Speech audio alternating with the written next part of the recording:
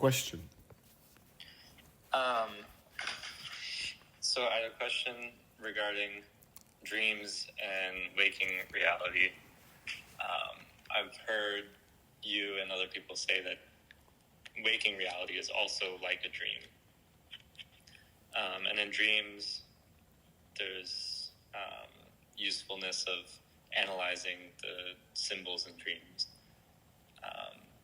And I was wondering if in waking reality, when there's symbolic events or pattern, like symbols in your waking reality, if that's useful to be analyzed as well. Well, I have one answer, but I should ask you if you could give me an example so I make sure we're talking from the same page. So, an example, on New Year's morning, I got out of bed and there was a very large beetle on my bedroom floor. Uh-huh. I squished it. And it felt symbolic in some way. Like, in the same way that if that happened in a dream, it feels like that would be very symbolic of something. Good.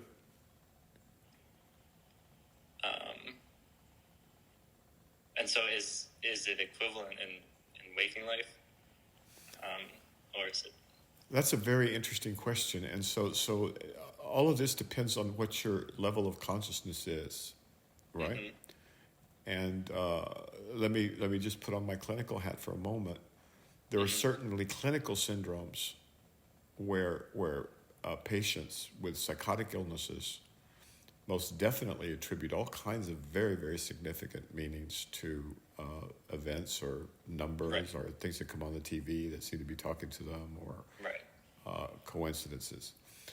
Now I'm going to leave the clinical behind altogether, right?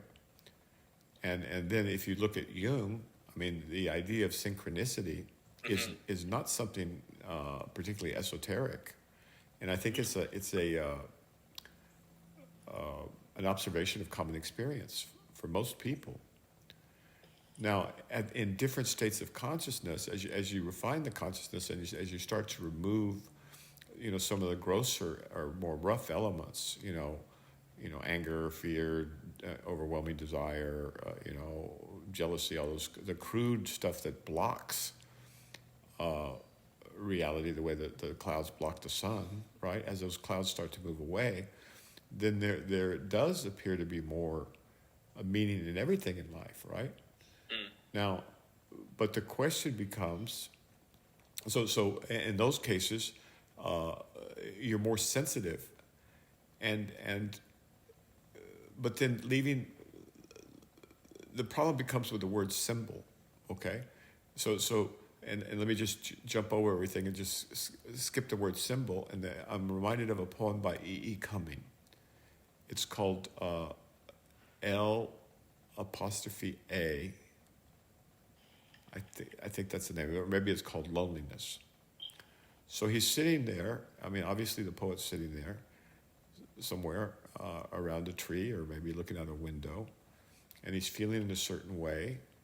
He's feeling lonely, and he sees this leaf fall off the tree, and it makes this kind of pattern as it's coming down to the ground, this kind of back and forth, like a kind of a pendulum-ish pattern, The wind's kind of holding it up, and he just watches this leaf fall silently from this barren tree, right?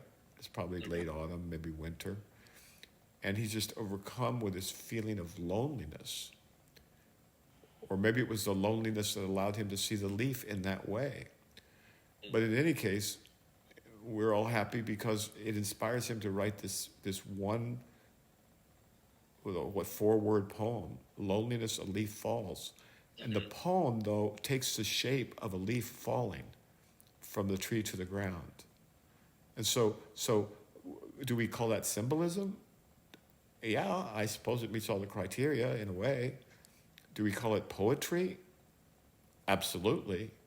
Do we call it creative inspiration of the highest poetic order? Yeah. And so the word symbol starts to fall apart. Do you see what I'm saying? And so I mean, when I look out my window and I notice that a particular type of bird all arrives at the same time, and at the same time of the day, they kind of come together and they want to, hang out in the bird bath, and when they want to like just be together, they just like to do that. Mm-hmm. Is that a symbol or is that a sign? Now, what more articulate people would say, like I believe it's in the Qur'an, and also Thomas Clary would use this kind of vocabulary, says, and is that not a sign for a thoughtful people? So, pardon me? What's the difference? What does that mean? What's the difference between a sign and a symbol in this case? Well, in the two examples that I gave, Clary and the Quran, it would be, is this not a sign of God? So if you see, like I saw a YouTube of or a little short of some big bull, right? A massive bull with big horns and all that. And he encounters a turtle that's on its back. And I'll be damned if the bull doesn't spend quite a bit of energy trying to figure out how to flip that turtle over with his horns. But he does it, right? Now, is that not a sign for a thoughtful people? Is that not among the signs of God? And so, would you call a sign of God a symbol? I guess would be my question, and then I could answer your question.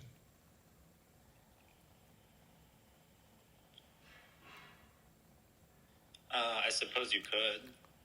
And what I'm saying is that at levels of more and more refined consciousness, refined of the dross, the grosser stuff, that this kind of no boundary between symbol, sign, and message or synchronicity or just it gets beyond the words, right?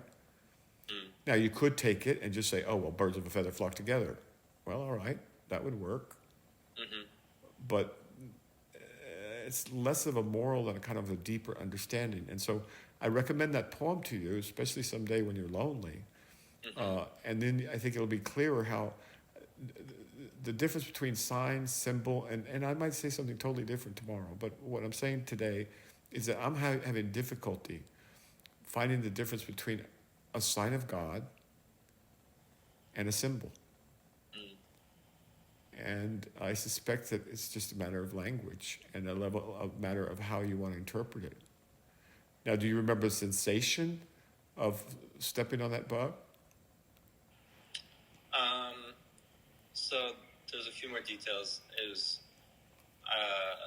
we were waking up. I was with my girlfriend, and she was about to get out of bed, and she saw it,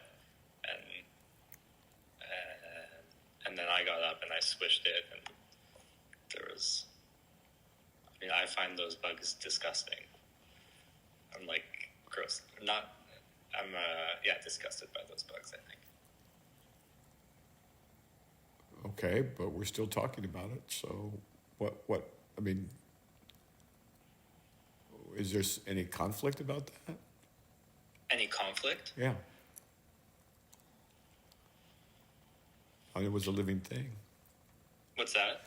I'm not saying that you should or should not. I'm just saying, we're still talking about it, which means it's important, when it may have symbolic things, but it's also a living creature, right? Right. And so what I'm asking, that's all. I'm not here to do anything more than that, is why do you think that's still in your mind?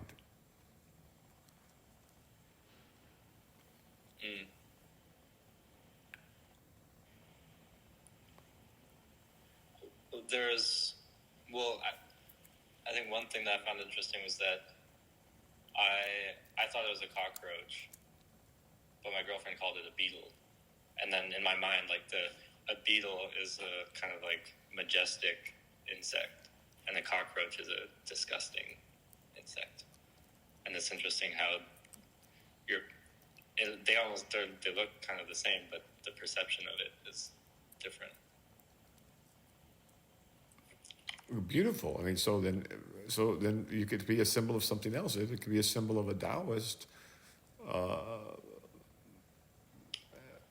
There's not very few truths in the world, right? But one of them is that names can be given, but not permanent labels. I mean, who cares what humans call it, right? And you could see how going back to the other talks about how quickly whole huge populations could become genocidal. I mean, murderously genocidal, because they attach a different label to the same people. Yeah, because if I thought it was a beetle, I'd be more inclined to like go get a Tupperware and catch it and release it outside. But a cockroach, I have no remorse in squishing. Completely understandable, but nonetheless, still it's something that registered in your consciousness. Yeah. And you realize, well, what's just great, oh God, this is, I think it's, there's two of them. One is by the greatest Japanese Zen master, who is that Dojin. And the other one is by I think, no, this is an ancient, this is like, maybe Nagarjuna or even before, or around that time. Some guy was in a cave, because, people are traveling by road at those days, Silk Road and all that other stuff, traveling from India, China, and Afghanistan, etc. And he didn't get to the cave till dark, and he just kind of curled up and went to sleep. But in the middle of the night, he was very thirsty, and so he was very happy that someone apparently had left a bowl of some fairly wet and delicious stuff. He drank it, was very grateful for it, and went back to sleep, right? The next day he woke up, and it turned out that it was a skull full of putrid material, right? And so upon that recognition, either he woke up or something changed in him very profoundly. Yeah. And he decided he was no longer going to live in that world of arbitrary designations. Sure. Now that skull, is it a symbol? Yeah. Is it a sign? Yeah. Is it a message? Yeah. Is it a teaching? Yes. and so I don't want to get into too much of the details, but it was pretty grotesque what this poor guy ended up having to accept. And then there's all the stories about the rope and the snake, right? Yeah. So, and in the old days, they used to see, this is old stuff. When I was a little kid, there was a song like, be kind to your warm feathered friends, for a duck may be somebody's mother. One of those silly, a marching song. And it was, I don't know, warm feathered friends, I didn't understand that either. But the point was that a duck could be somebody's mother. And that bug may have been, and I'm not here to lecture anybody on anything, because I have a hard time with cockroaches too. But what looks hideous to one may look the exact opposite, and does look the exact opposite to another. Yeah. And so taking that teaching deeply into your bone marrow, and then you start to look at the world and you realize that, wait a minute, these are people just trying to, they're trying to be happy, they're trying to be peaceful, they're trying to get along, they're doing the best, but they're delusional, right? Right. They've become fixated, they've mistaken a label for a thing, like they've mistaken the map for the territory, and they think the word consciousness is consciousness, for example. And so they're lost. And then you have, then naturally what arises is compassion. And what comes from that, just like that bullet wanted to help that turtle out, God knows why, but I mean, it's real. And you see that all the time with animals helping other animals of other species. Yeah. So what if that's not a sign for a thoughtful people? I don't know what is, but people ask if we're inherently good or bad. Well, part of us is certainly inherently good and wants to be that way. And so, I'm tempted to ask, well, was it a cockroach or was it a beetle? But it does it. You can see now how that's the less important thing. Yeah. And instead, what you've gotten is some kind of. I'm sure you didn't intend it, and I didn't intend it, but it's certainly something that was kind of significant. Yeah. Much more significant than we usually give to cockroaches or beetles. Yeah. And so you may want to contemplate. And that was what a contemplation would be. Nothing weirdo, get out the bells and the incense and the puja and all that other stuff. Is just sit there and contemplate, well, wait a minute. Why am I talking about this still? Right. And what did happen? And what if it had, instead of a cockroach, it had been there's another one where a guy stepped on a frog. He was sure he'd stepped on a frog, and he couldn't sleep the whole night afterwards, right? And then he goes, nightmares about frogs or something. yeah, he was horrible. He was mortified. He'd killed a frog, stepped on a frog out of negligence. When he heard it go squish, right? Yeah. And then he goes back, and I won't ruin the story for you, but that's another Zen koan. So these are koans, basically, Right. and teaching stories. And so there's one there. Now, so is this a symbol? You could call it that. I'd call it I don't know what I'd call it, but it's something that you could learn from. And it's exactly what I mean when I say all things are teaching at all times. Mm. Okay? Okay. All right. How are we doing on time? We're over time. Okay, good. Sayonara, sir. All right. Thank you. Yeah, and look closely before you start stomping out. Because they'll be coming after you next. No, I'm joking. All right. Talk to you later. Take care. Bye-bye. Bye.